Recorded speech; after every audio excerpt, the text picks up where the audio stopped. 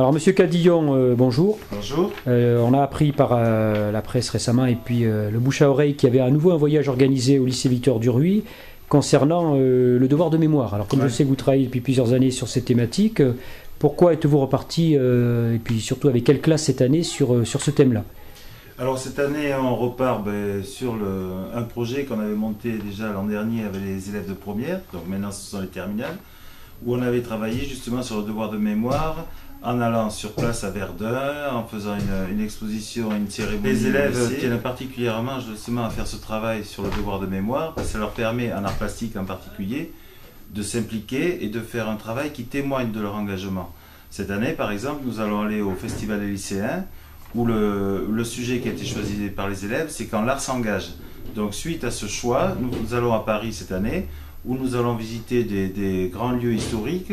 Bien sûr, on va aller aux Invalides, on va aller au Mont-Valérien. Au Mont-Valérien, on va aller à la rencontre d'un artiste contemporain qui s'appelle Pascal Convert, qui a réalisé une œuvre justement qui témoigne de son engagement par rapport à l'histoire. Et ça tombe tout à fait dans le programme des terminales arts plastiques. En plus de ce travail, on va aussi visiter les musées, l'architecture des musées, qui sont aussi au programme de la classe de terminale. Donc c'est un voyage complet en fait. Par rapport à votre expérience un peu du devoir de mémoire, notamment sur tous ces bâtiments commémoratifs, qu'est-ce qui vous a marqué dans vos voyages précédents concernant cette thématique-là? Bon, un des moments forts, ça a été il y a 3 ans, avec les élèves de terminale, où on a pu réaliser à Mont-de-Marsan, au parc Jean Rameau, le mémorial aux enfants juifs, c'est-à-dire que les élèves ont eu la possibilité non seulement d'étudier le programme des monuments commémoratifs qui se font en France, en Allemagne, on est allé à Berlin par exemple, voir le monument à la Shoah, et ils ont eu en plus la possibilité de réaliser un mémorial, qui est le mémorial aux enfants juifs, et qui est visible par tout le monde en fait. Donc cette implication, elle se traduit non seulement en théorie, mais aussi en travail pratique, puisque là, en particulier, je vous ai dit, on part au Festival des lycéens, où on travaille sur le thème de l'engagement. Donc il y a un travail photographique, avec des élèves qui ont fait des portraits de personnalités, des élèves qui ont fait des peintures, en particulier des peintures sur le génocide, et tout ça sera montré à Villeneuve-sur-Lot le 11 mai, pour le festival. Alors là, vous partez avec un groupe pendant une semaine. On sait également qu'il y a un réseau très très large dans les Landes entre le lycée Victor Duruy et les anciens combattants. Est-ce que vous pouvez nous en parler un petit peu?